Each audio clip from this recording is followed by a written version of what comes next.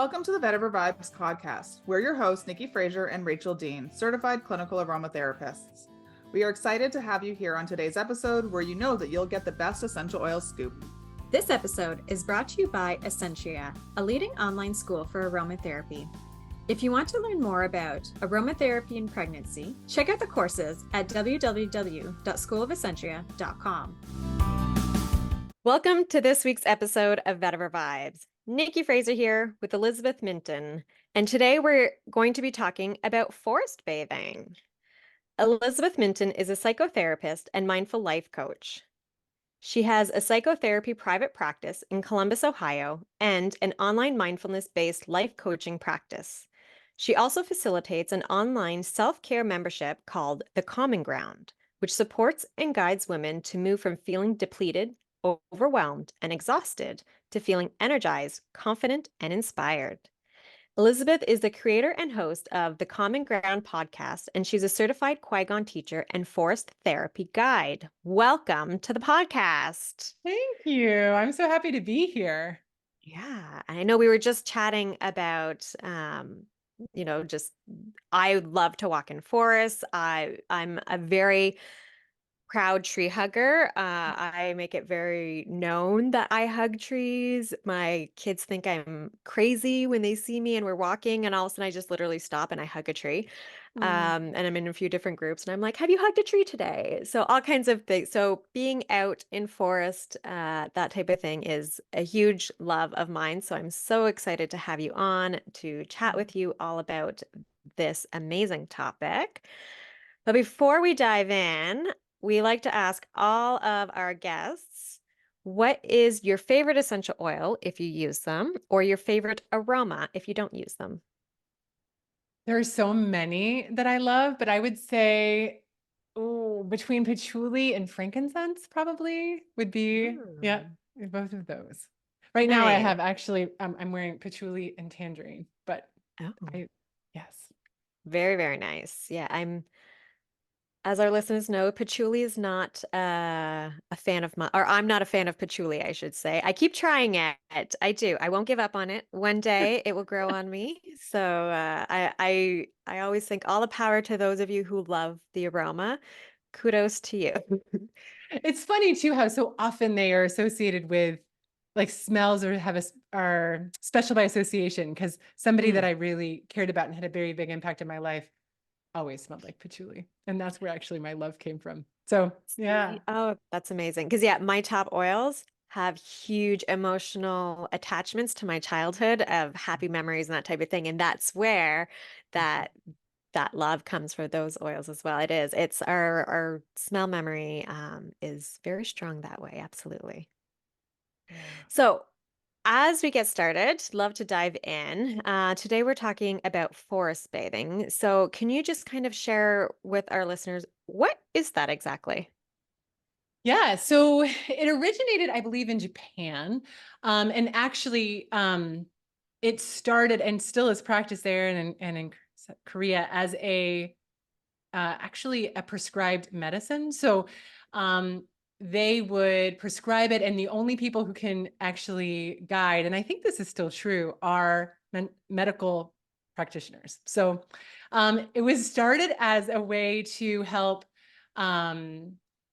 restore actual like immune functioning and balance blood pressure and things like that. And they have a lot of research coming out of there because they do pre and post tests, with their patients. So that's where it began. And then since then it's traveled and kind of spread. And so in the United States, we can practice without being medical doctors or nurses. And experience the same benefits.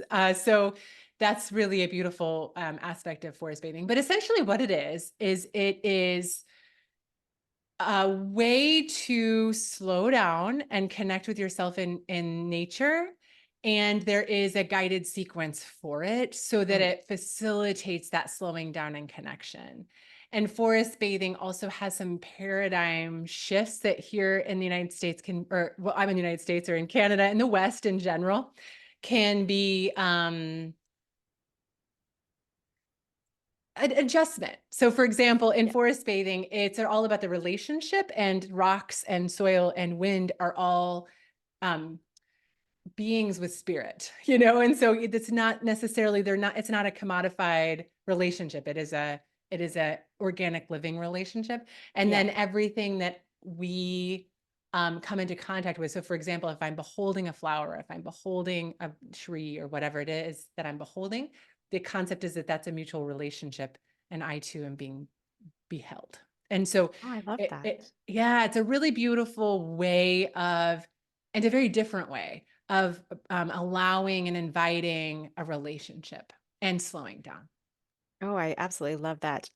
Few things absolutely jumped out at me. And wouldn't it be amazing if, because our doctors, I know our health systems are slightly different, Canada to US, but still a lot of the main stuff are pretty similar of Western medicine on how doctors think and how they view patients. And wouldn't it be amazing if our health care providers was like, hey, why don't you go out into the forest, slow down, and wander around the forest and reconnect with yourself and earth instead of all the different medications, which there's a time and a place for medication, don't get me wrong. But I just think it's amazing that it originally started with, it's doctor prescribed, it's healthcare prescribed, this is what is going to help you for your health and wellness journey. And it's not just you need to figure this out on your own and having to go do it, which a lot of people in Western worlds kind of we need to figure this out ourselves.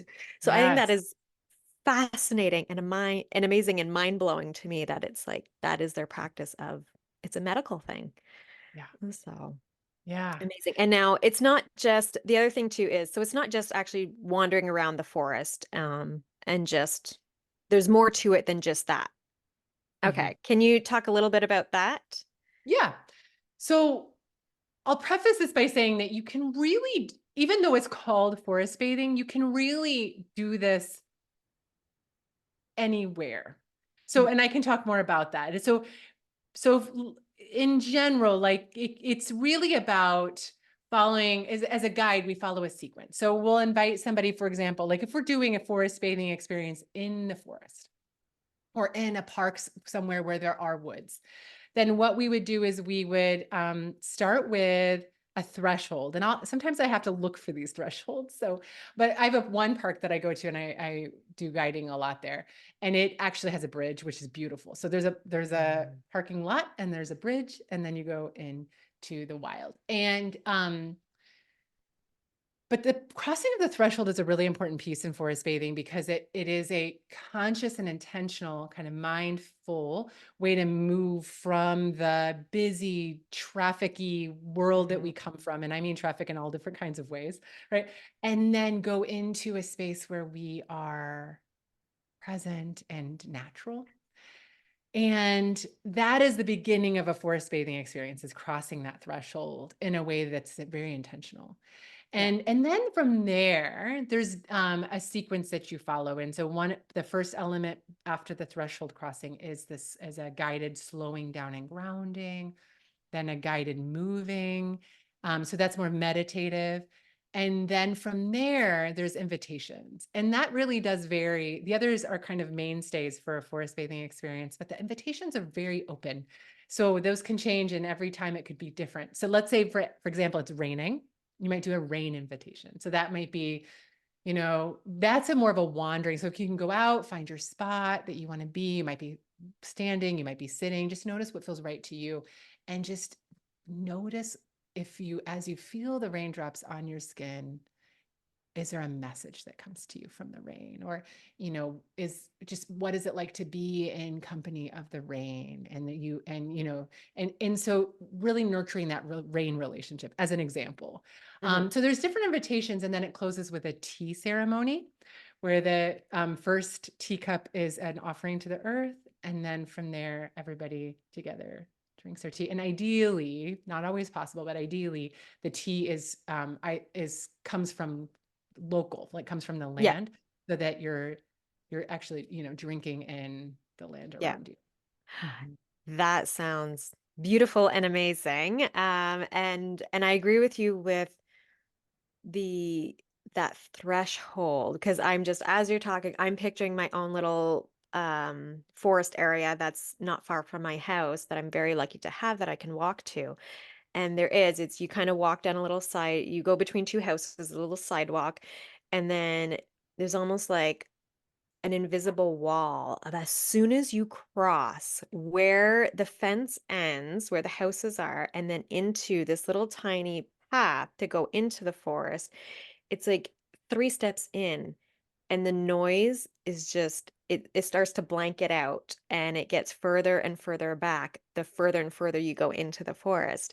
And even when I come out on there's a few paths that you can take, but most of the paths when you leave on the other sides is kind of the same thing. As you kind of start to get closer, you kind of start to hear the traffic. And I don't live on, it's not a busy area. It's in like a small local neighborhood area. But you just, there's more light, and you do hear the cars a bit more. And it's just like, it slowly starts to, and as you cross that path to go back in, it's all of a sudden like, bam, and you're back to reality. Yeah. But Yeah. that whole time being in it, it's just like, that calmness just like hugs around me, I feel when I'm in there. And so I love that, that path does make a difference. So, and I never Mhm. thought of that until you said it just there. So I think that's really great. And the tea ceremony, I absolutely love too. I always drink a tea during podcasts. It's my way of just kind of centering myself Mhm. and calming my nervous system when I do podcasts. And so I'm a huge tea lover. And so I think that's beautiful of having that tea ceremony at the end.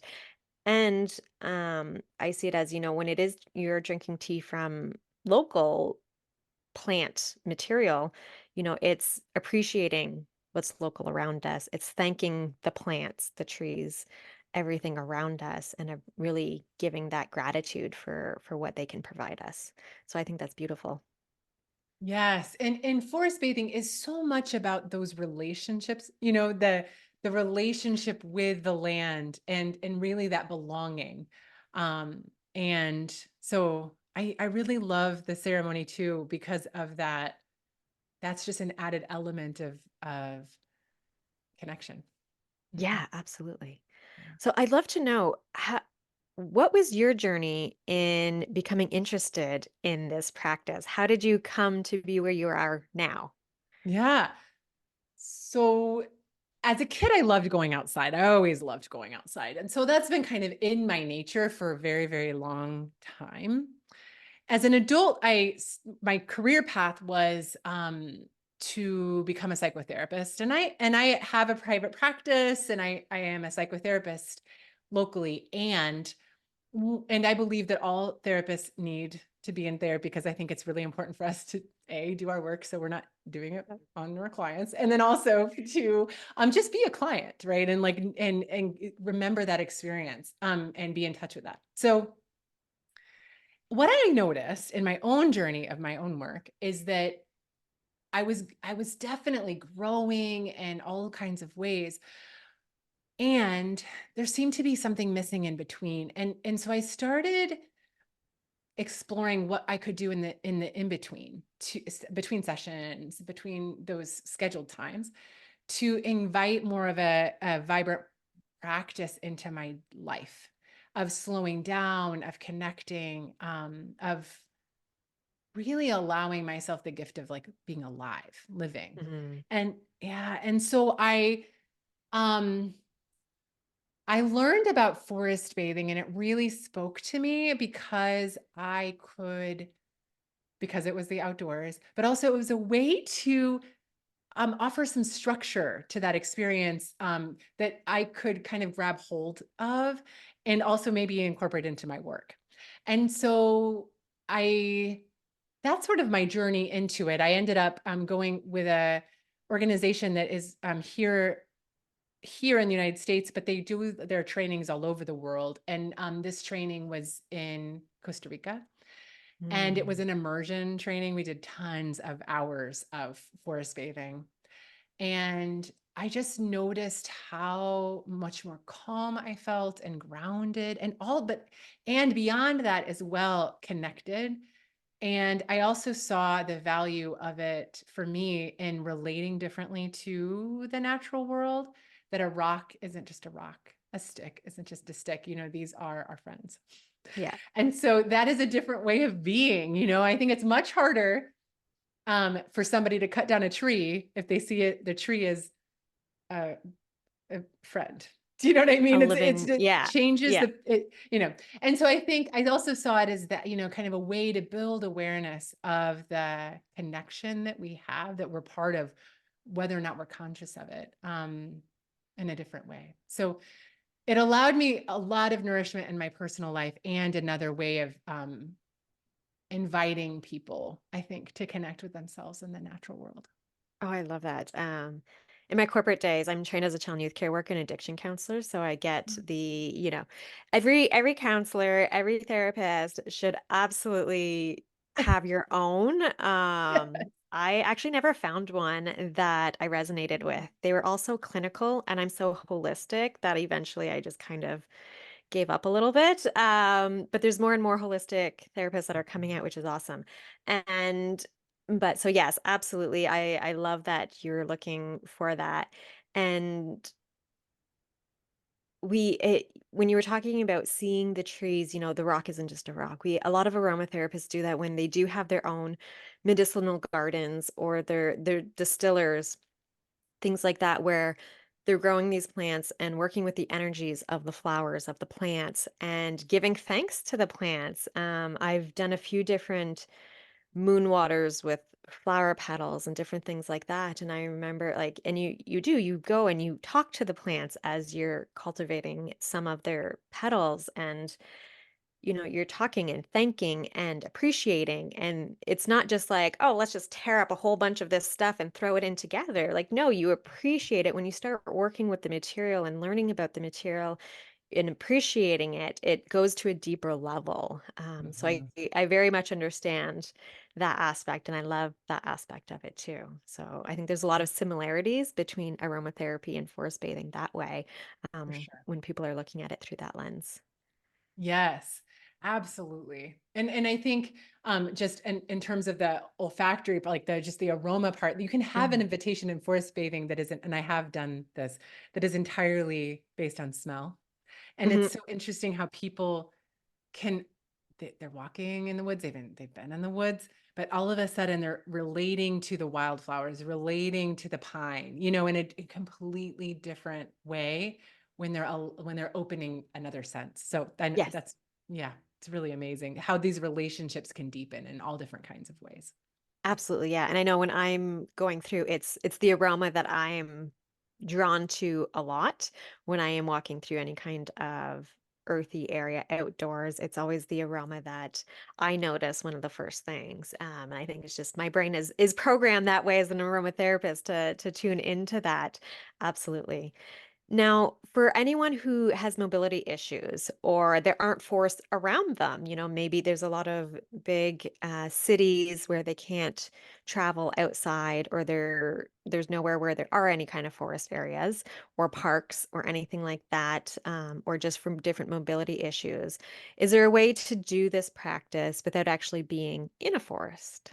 Yes. So because it's about actually like building connection with ourselves and the natural world, the beauty of being on earth is that earth is everywhere. So even if we're in pavement, right, even if there's pavement, we can access sky most of the time, Mhm. or rain, Mhm. or sun, or clouds, or um, air, wind, breeze. Or a plant, a Yeah. tree, And so you can do this anywhere. And so that's the first thing I'll say, is that it's really about slowing down and just noticing how you are in relationship with whatever's around, and Mhm. what that feels like in that moment. And you could even do this through breath, because if you inhale, you're inhaling the plants and the trees exhale, Mhm. right? And so you're already just bringing your awareness into that relationship. and then offering the gift of your exhale back out.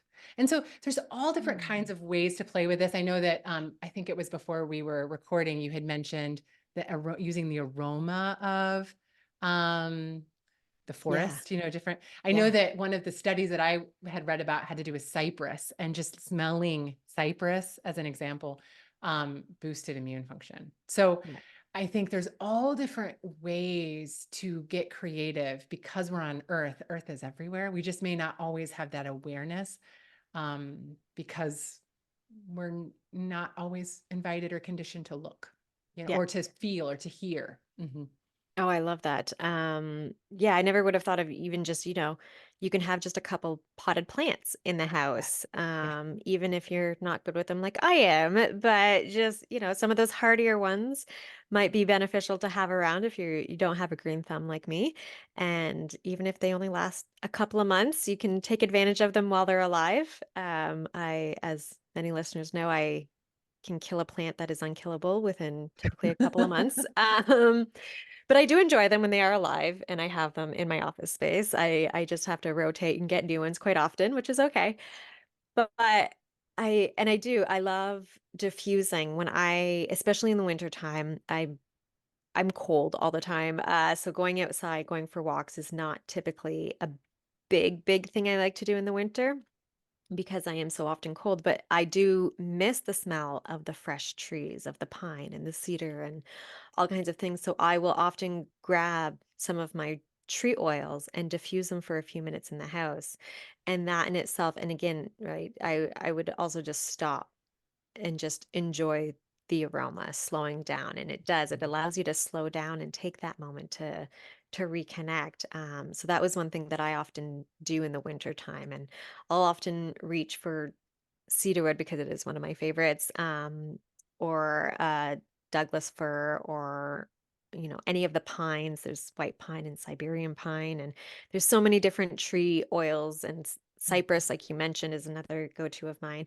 But there's so many oils out there, and just adding 3, 4 oils to a diffuser and diffusing it for 15 minutes is something that I absolutely love to do when I can't be outside in the environment as well. So Yeah. yeah, that's Yeah, awesome. and even if somebody is listening that really enjoys ritual, you could even add a tea ceremony of sorts. Uh-huh. Yes. Uh-huh. Oh, As I just love a that. uh-huh. And so there's all kinds of ways that you can even invite the ritual into your indoor space. Oh, I love that. I never would have thought of combining the two together. And I mean, I drink 3 cups of tea a day at least. Like Mhm. tea is my best friend, and I never would have thought to combine the tea ritual with the just my diffusing of oils also. So I love that's a whole new level that I'm excited to try out, honestly. Oh, that's great. I love it. I love it. So what would be your favorite part of the entire, ritual process of it?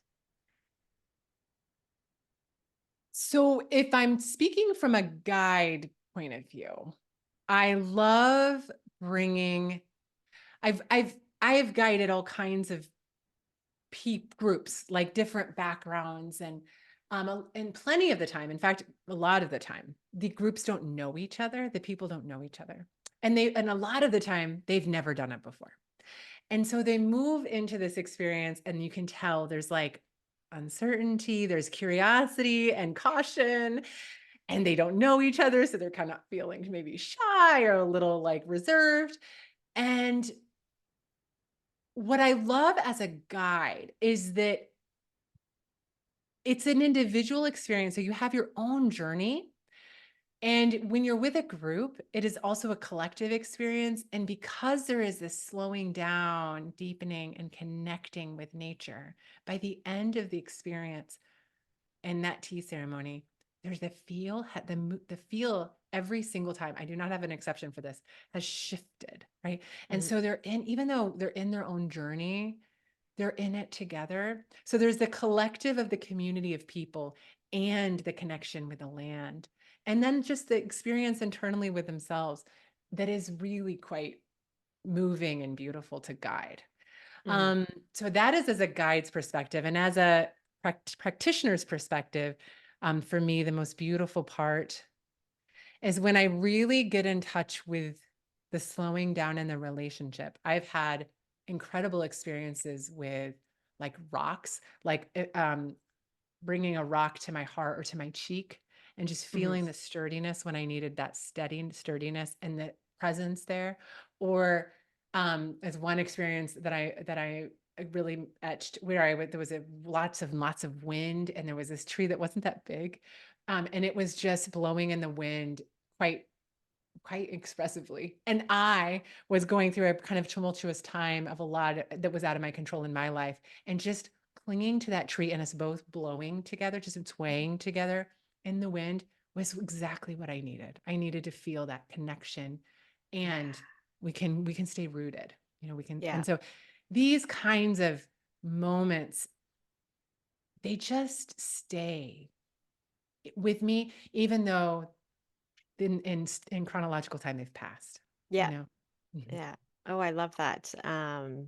That gave me goosebumps of your experience describing. Beautiful experiences, absolutely. And when you're talking about the rocks, it honestly made me think of, I have two boys, and I don't think it's just a boy thing. I think it's a child thing. We now have indoor rocks.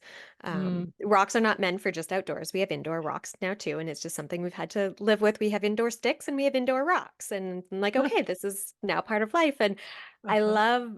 I'm honestly going to look at them differently now when they are coming home with different rocks. Of they've made a connection with these rocks or sticks, and that's okay. And so I'm going to reframe my mind to that when I see them coming home with all kinds of new rocks and sticks every Yeah, and day. I love that you actually bring that up, because one of my experiences of um forest bathing is that there is a childlike permission. Like there's a permission to Mm, connect, and kids have it just in spades, right? they Like, do. uh-huh. And But they don't adults question it. yes. And one of the things that they train us on is that we have the five senses, yes, but then we also have the imaginal sense, the ability, the sense of imagination, the sense of image, and to really connect with that imaginal sense. And so I think, yes, like these rocks, there's so much that we can experience with them, or the sticks, and the imaginal sense that to kids come so naturally, and adults is kind of squeezed out of us a little bit, and we have to refine it. Yeah. Yeah. No, I love that. Absolutely. Now, is there such a thing as too much? Like, how often, if someone wants to get into this and becomes really into this, how often would you say someone should get it, or not should get it, but should do this practice? So I think it's really up to what's accessible and is in balance with the rest of their lives. So, Hmm. I mean, if you have the time, and in terms of like you can schedule that time every day, then Hmm. cool. And in terms of but if you can't, like if that becomes, it starts meaning that the rest of your life is not in balance, then I Hmm. would say is there's little ways to practice. As you can do this every day in other ways too. Like you can do it at any as much as you want. So I wouldn't say that there's a too much, or necessarily, unless it's impacting other places Yeah. of balance in life. Yeah. In terms of time to do it, when we used to go out, like in the training program, we would go out, I think it was like 3 to 4 hours at a time, Oh, wow. and then a break, and then sometimes another. So it was like Oh, quite wow. a in-depth experience. I When I take groups out, because they're not necessarily used to it, and this sometimes slowing down, when we slow down, things can emerge that we have to kind of work We're an through. onion, and it peels a lot back when you'd Yeah, ask someone to slow down and tune in. If you're not used to it, it can bring a lot to the surface. for Absolutely. sure. Yes. And so if you're noticing that, I would pace it. And also you could get a guide to Mhm. help, that's very skilled in offering that safe space and knows how Yeah. to hold that space. Um, and yeah, so oftentimes when I take groups that have not gone out before, hour, 2 hours. 2 hours is actually, I'll do like an hour and a half, just an Hmm. invitation. Little, like the sequences are a little bit shorter. There's a little bit more of a shifting pace, versus the 3 hours, 4 hours Yeah. where, each part of the sequence is like potentially an hour long. Yeah. So, yeah, so I think I would say it's an individual, it's up Yeah. to the individual and how much slowing down can they feel in balance with the rest of their life, and if they don't flood and, and need some extra support around that. Mhm. Yeah, no, absolutely. That makes complete sense.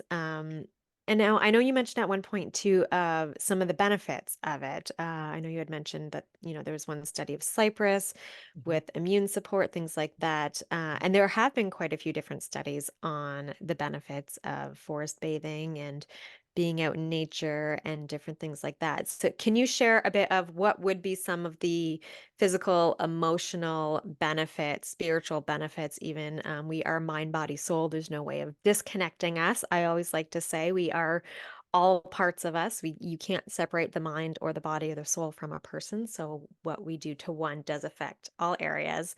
Mhm. But what are some of those physical, emotional, spiritual benefits that people can get when they go through with this?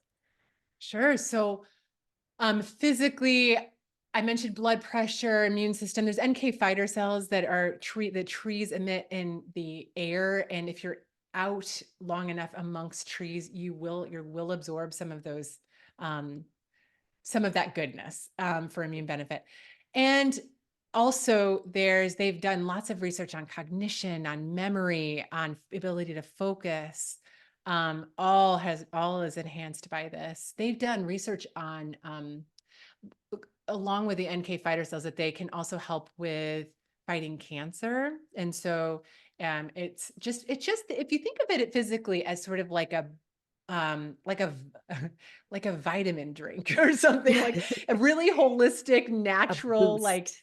yeah, boost.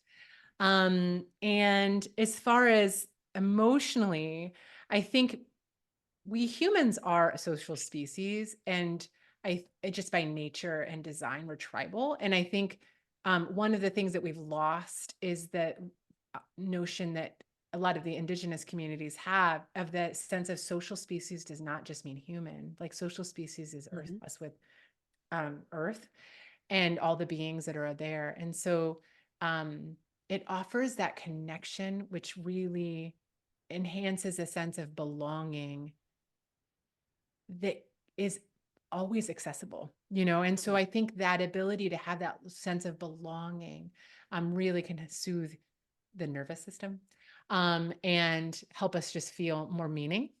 Mhm. And then, of course, mindfulness and slowing down our nervous systems also impacts our sense of balance and vitality in life. And then, as far as spirit goes, I think there's something really powerful, two parts to this, I think, is in the sense of connection to what's big greater than us. Mhm. And in forest bathing, it is kind of, in this belief that all has being, all has spirit. The thought is,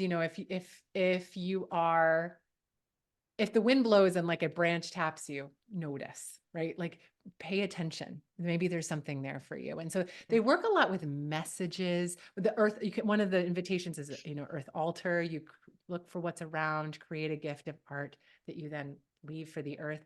So it fosters this spiritual connection um, to life and to spirit that is way bigger than us. And I think that is really powerful.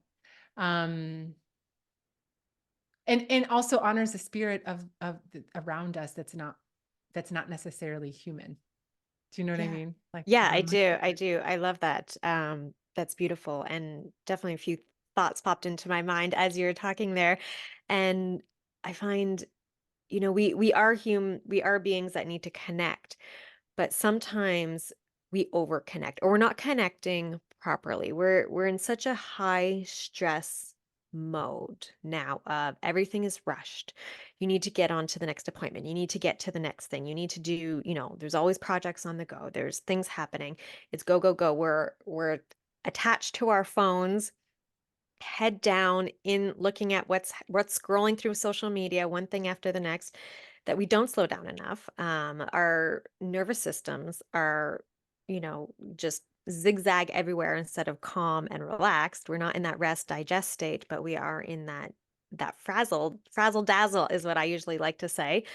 And so, when you're talking about the autonomic nervous system of just slowing that down, I find that is one of the biggest impacts that we can also appreciate when doing this is it forces the slowing down, the mindfulness, tuning in, which, as we mentioned earlier, can be uncomfortable. But sometimes it's okay to sit with that discomfort also, tune into that discomfort, don't shy away from it, appreciate it, and talk to that discomfort within yourself, and just, allow that nervous system to come back down and slow down and come back into balance. Because just doing that will then have an impact on your physical, on your emotional, like on your body in every which way possible. If we can decrease that stress in our lives, that'll have a huge impact on every other aspect. So, absolutely, yeah. Yeah. And I think of also in that slowing down, and if we feel a lot coming up, it helps to remember that we're not alone. I remember when I was 18 years old, I went on a backpacking trip to Killarney in Canada, like Killarney Provincial Park. And we had to do a solo, like was a 2-day, 2-night, 3-day solo. And I was 18, and I remember this Douglas fir tree. And if I didn't know about forest bathing back then. I was an 18-year-old kid, but I connected with that tree, and just knowing that it was the first time I'd ever done like a solo in the wilderness before, but just noticing that the tree was there with me. And so I had Yeah. the sense of alone, but I wasn't actually alone, was so helpful because I could talk to the tree. The tree Yeah. was there in the morning, the tree was there when I went to bed, like it was always there. And so I think sometimes too, just remembering as a reminder that if you go out and you slow down and you feel feelings come up, notice the rocks, notice the soil, notice the trees, and lean, they're right there. Yeah. Yeah. Mhm. No, I love that. And that may have been a little intro to your future passion that you didn't know about at 18 of connecting with the trees around you. I love that. I often look back to my own history of childhood or things that I did when I was younger. I'm like, huh, like as an adult now, I didn't appreciate that as much as I should have, because that is definitely if it was a movie, it would have been foreshadowing into my future. Yeah, yeah, yeah, I right. love that. I love that. Well, I think this is a great spot to kind of wrap this up. If you could leave our listeners with one last piece of advice, what would you like to say? Hmm. I think I would offer the possibility of sometimes we can get caught up in the I need to do this and it needs to be this way. And what I think I would offer is that it's okay to go in as an experiment and see what happens, Mm, and allow yourself the permission to just notice what emerges. yeah. And sometimes in forest bathing or just in life, that can be a messy experience. I just really invite the messiness as part of the richness. I love that. I love that. Absolutely. And so if people want to connect with you, where can people find you? Yeah, so they can find me. Well, my website is thecalmingground.com. And then also they can find me on social media, FaceTime. No, well, I guess they could, but Facebook and Instagram, um, under The Calming Ground or Elizabeth Minton on Facebook. I'm under both on Facebook. And then also I have a podcast, The Calming Ground podcast, where I talk about different, sometimes forest bathing, sometimes other topics related to balance. And those And are you're on the main. TikTok also, Oh, I'm on right? TikTok as well. Yes, the Calming Yes. Ground. Uh-huh. Yes. Awesome. Awesome. And we'll have all of that in the show notes also. So if people want to connect with you, find you, learn more about forest bathing, its amazing benefits, then they can find all of those links just below. Thank you so much for coming on today's podcast. I really appreciate it.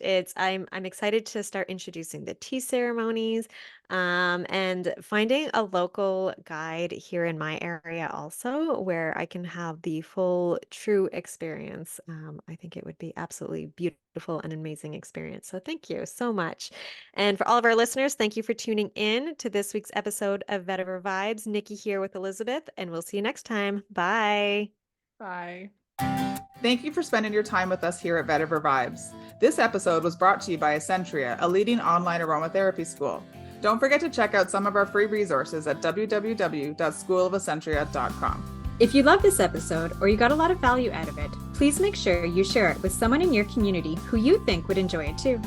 If you haven't already subscribed or reviewed the show yet, you can go on over to your preferred streaming platform and hit subscribe, then leave a review. This is the best way to help support us, and we appreciate it. Email us with a screenshot of your review, and we will send you a free guided meditation as our way to say thank you. This podcast is for information purposes only. We are certified clinical aromatherapists and holistic health professionals. If you have a medication concern, please refer to your health team. Everyone's health is unique to themselves, so the topics and suggestions stated may or may not apply directly to you.